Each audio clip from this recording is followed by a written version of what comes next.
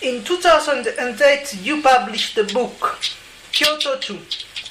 Yes. Where you proposed a new climate agreement. Yes. Could you explain what are your book's main proposals in order to solve climate change problems?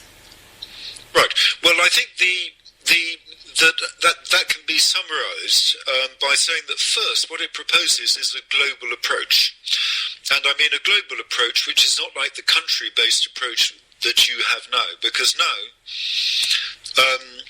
individual countries are given targets. Or have obligations under the Kyoto Protocol. But in fact, because of the way in which fossil fuels are produced in one place, burned somewhere else, the goods they manufacture are then used somewhere else, I think the country-based approach doesn't work. So it is a global approach with a global cap on carbon dioxide emissions. The way that it works is upstream, and that is to say where fossil fuels come out of the ground, so that fossil fuels are controlled at the point of production.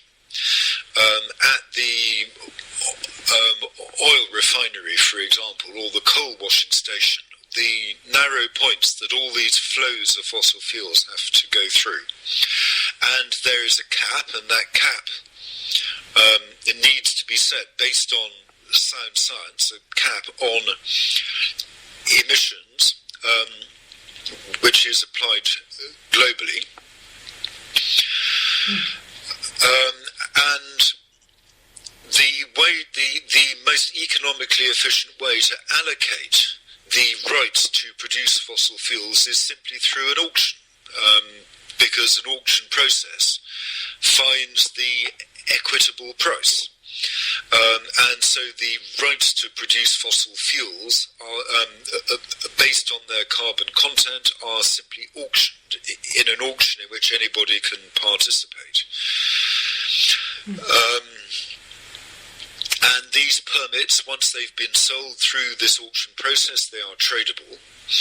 And in the process of selling these permits, huge amounts of money are raised, and then this money can then be used.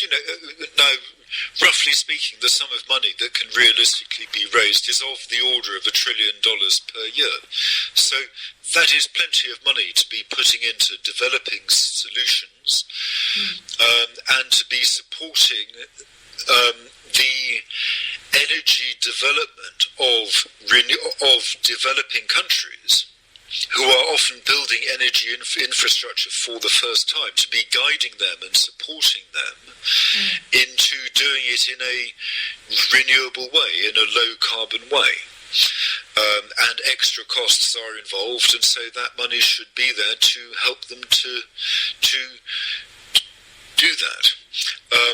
You also need to tackle other kinds of carbon emissions, for example, from the destruction of forests, and the most straightforward way of doing that is to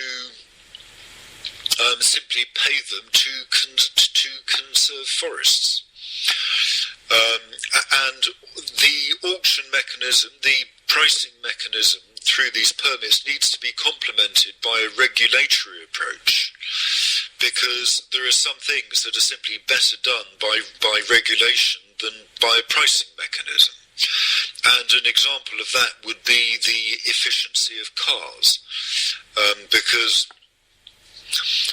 when people buy a car, the cost of the fuel that they will be putting into their car is usually a fairly small part of their thinking. They are more bothered about issues like style and performance. So if you simply try and impose controls with price, the price signal is very weak on someone buying a new car. But then once that car is there, it will burn a much larger amount of fuel over its lifetime. So that's what's called a market failure. So in order to, and the price that you would have to put on carbon to make a car buyer act responsibly is so high that it would mean that poor people would struggle to meet fuel bills in cold countries like England in winter, and so people would freeze to death from the high carbon price at the same time as that carbon price still isn't enough to guide people's choice of car. So therefore you need to overcome market failures of that kind with direct regulation.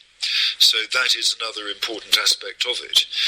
And perhaps really the final aspect of it is that there are all the countries that have benefited from huge historic emissions of carbon dioxide, and that they should kick the fund off, because obviously through the sale of the permitted auction, you will build up a fund. But it's important that developing countries, that the first that they see of this system, if and when it's put into effect, is not a cost, but a benefit. And so all the countries that have historically benefited from high carbon dioxide emissions should actually kick that fund off by making substantial upfront contributions so that the poorer countries receive the benefit before they feel a cost.